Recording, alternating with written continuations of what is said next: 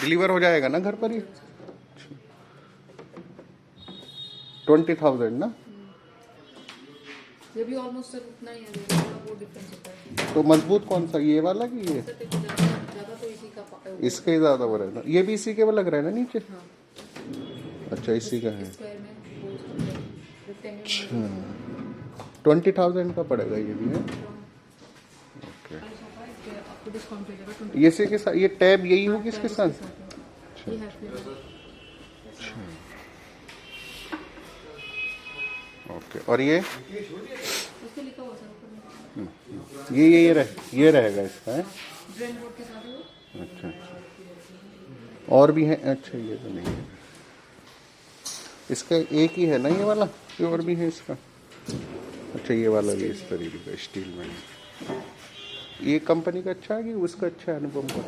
इससे देखो कंपनी दोनों